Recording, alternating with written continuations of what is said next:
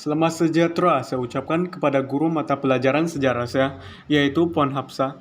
Nama saya Vion Liu dari kelas Sampawakna, dan dalam video ini saya akan membentangkan sejarah perkembangan pilihan raya di Malaysia. Pernyataan masalah. Pilihan raya diadakan untuk membolehkan rakyat memilih wakil dalam membentukkan kerajaan. Buktikan. Persoalan kajian.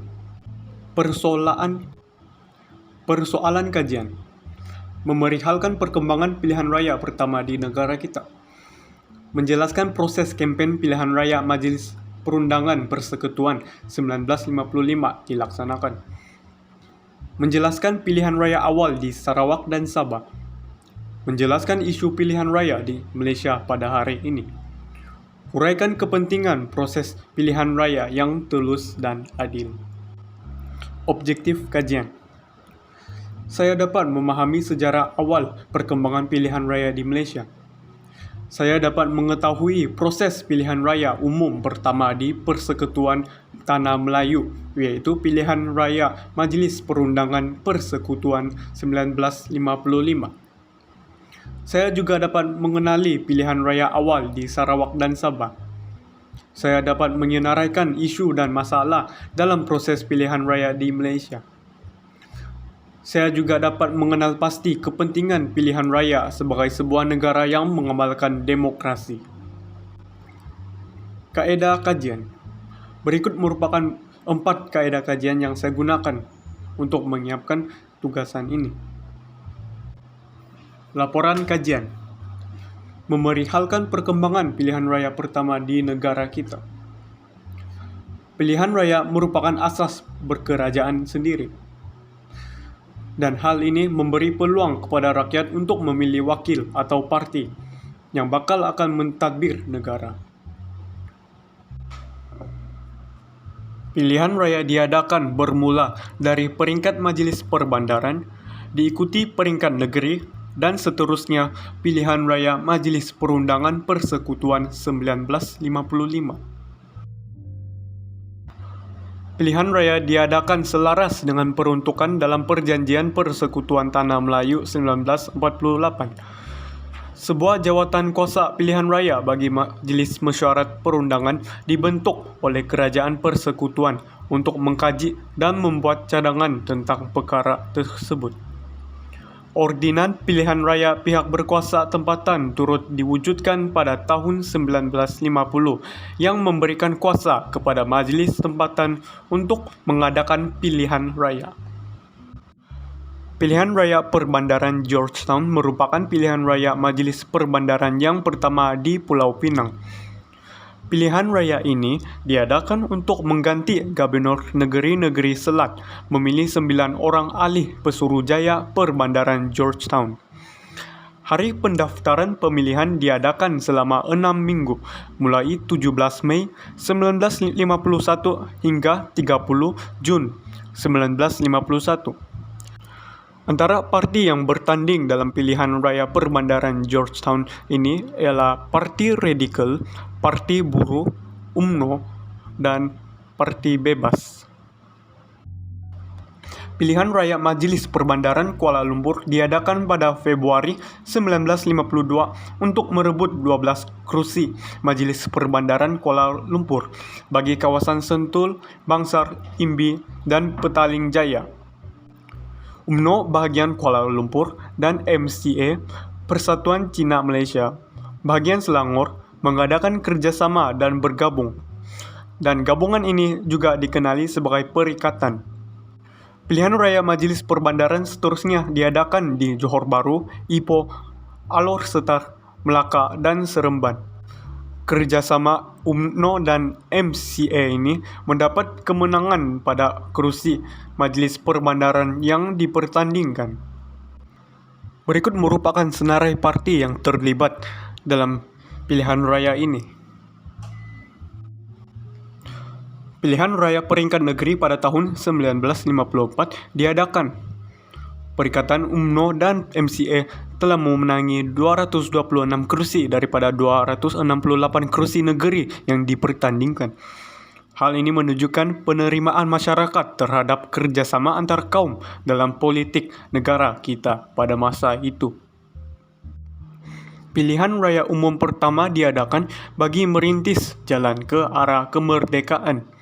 Oleh itu, Raja-Raja Melayu bersetuju mengadakan pilihan raya bagi memilih anggota Majelis Perundangan Persekutuan (MPP). Pengisytiharan pilihan raya ini dibuat oleh Sir Donald McGillivray. Proses ini bermula setelah penetapan bilangan alih Majelis Perundangan Persekutuan, penentuan sempadan pendaftaran pengundi, penamaan calon, mengadakan kempen mengundi, pengiraan undi, dan pengumuman keputusan. Sebelum pilihan raya diadakan, beberapa isu berkaitan pilihan alih Majelis Perundangan Persekutuan perlu disepakatikan. Jawatan kuasa pilihan raya telah dibentuk pada 1 Februari 1954 yang terdiri daripada 46 orang ahli. Tugas ahli tersebut adalah untuk mengkaji hal ehwal pilihan raya yang akan dijalankan. Jawatan kuasa ini mengeluarkan dua bentuk penyata susunan Majelis Perundangan Persekutuan yang dinamakan bentuk E dan bentuk B. Berikut merupakan bentuk E dan bentuk B. Tunku Abdul Rahman dan Parti Perikatan memilih bentuk E, manakala jawatan kuasa pilihan raya memilih bentuk B. Pada 21 April 1954, Tunku Abdul Rahman berangkat ke London dengan Tan Cheng Lock, T.H. Tan, dan kemudiannya disertai oleh Datuk Abdul Razak Husin. Rombongan bertujuan menyatakan hasrat menentukan 3/5 bilangan ahli MPP. Bilangan anggota MPP hendaklah dipilih melalui pilihan raya.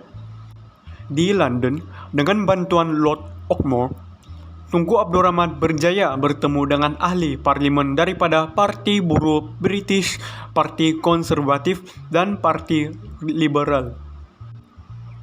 Tunku Abdul Rahman membuat kenyataan tentang hasrat mereka melalui akhbar kepada rakyat British dan ahli parlimen. Pada 14 Mei 1954, Tunku Abdul Rahman berjaya mengadakan rundingan dengan Oliver Lyttelton, setiausaha tanah jajahan British di London. Namun, rundingan gagal untuk mendapat 3/5 ahli melalui pilihan raya. Akhirnya, bilangan ahli MPP yang dipersetujui dipilih melalui pilihan raya sebanyak 52 orang. Perkara ini dipersetujui pihak British dan pihak Perikatan yang diwakili oleh Tunku Abdul Rahman. Oleh sebab persetujuan hanya dicapai pada awal bulan Julai 1954, maka pilihan raya hanya akan diadakan pada tahun 1955. Pada 18 Ogos 1954 hingga 19 Ogos 1954, Rang Undang-Undang Pilihan Raya Persekutuan Tanah Melayu diluluskan bagi membolehkan pilihan raya persekutuan diadakan.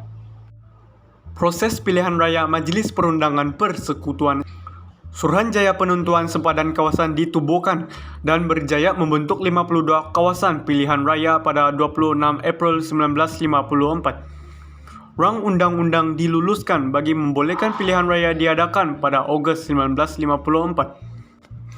Pendaftaran pengundi mulai 18 Oktober 1954 di seluruh tanah Melayu, manakala di Terengganu bermula dari 29 Oktober 1954. Penamaan calon pada 15 Jun 1955. Berikut merupakan syarat untuk menjadi pengundi dan menjadi calon. Kempen pilihan raya selama 45 hari. Mulai mengundi pada 27 Julai 1955.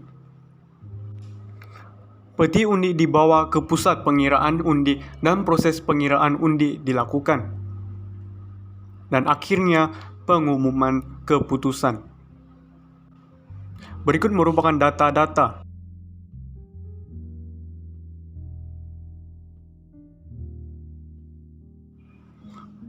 Menjelaskan pilihan raya awal di Sarawak dan Sabah.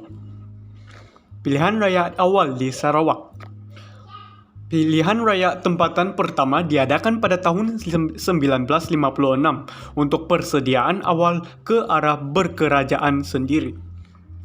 Pilihan raya diadakan di kawasan Kuching Municipal Council (KMC) dan seterusnya Sibu Urban District Council (SUDC) pada tahun 1957.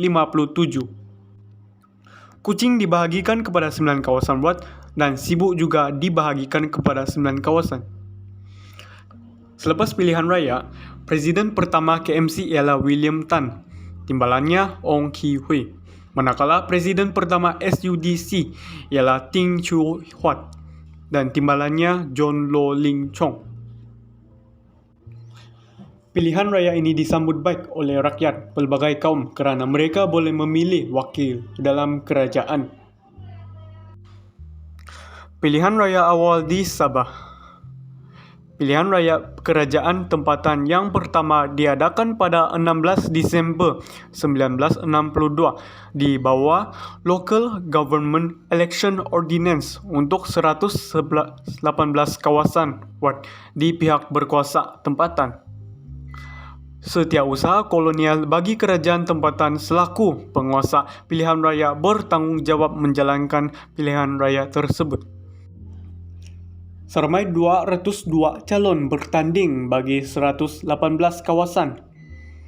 Calon di 53 kawasan menang tanpa bertanding. Berikut merupakan data pilihan raya awal di Sabah. Menjelaskan isu pilihan raya di Malaysia pada hari ini. Rakyat kurang kesedaran tanggungjawab sebagai seorang pengundi. Penularan wabak COVID-19 yang semakin meruncing menjejaskan pilihan raya dilaksanakan di negara. Membeli undi. Merasuah. Memberikan barangan secara percuma kepada rakyat demi mendapat undian. Uraikan kepentingan proses pilihan raya yang telus dan adil. Rakyat berupaya memilih calon pemimpin yang berkualiti, berilmu, dan berintegriti. Mengelakkan gejala rasuah. Rakyat yang berlainan kaum dan agama akan bersatu padu dalam memilih kerajaan yang berwibawa. Calon-calon parti dapat bersatu padu dan akur akan undang-undang dan peraturan yang telah disediakan dan disetujukan. Kesimpulan dan cadangan. Secara konklusinya, sejarah perkembangan pilihan raya telah menggambarkan kerjasama antara kaum di tanah Melayu dan menunjukkan bahawa pilihan raya awal berjaya mengedarkan rakyat tentang amalan demokrasi sehingga diamalkan pada hari ini. Pemilihan wakil yang berintegriti dan mempunyai jati diri yang teguh adalah penting untuk memastikan amalan demokrasi diamalkan dengan baik di negara kita. Pilihan raya ini membukakan peluang yang adil kepada rakyat untuk mengambil bahagian dalam politik tempatan dan mengamalkan demokrasi di Malaysia. Pilihan raya merupakan persediaan ke arah berkerajaan sendiri sehingga mencapai sesuatu negara yang merdeka dan bebas daripada kuasa asing. Oleh itu, amalan pilihan raya yang baik haruslah dikekalkan dari dulu sehingga kini. Sikap kesyukuran juga haruslah sentiasa dipraktikkan dalam kalangan rakyat terhadap cabaran dan kesukaran yang telah dilalui oleh bapa kemerdekaan kita iaitu Tunku Abdul Rahman demi membolehkan kita hidup dalam sebuah negara yang aman dan bebas. Oleh yang demikian, setiap lapisan masyarakat bertanggungjawab perlu terus mengukuhkan perpaduan dan mempunyai sikap adil semasa pilihan raya umum di Malaysia agar kekal padu dan perpanjangan. Golongan seperti remaja dan kanak-kanak haruslah diutamakan kerana mereka merupakan harapan dan bakal pemerintah negara kita pada masa hadapan. Itu sahaja dari saya. Sekian dan terima kasih.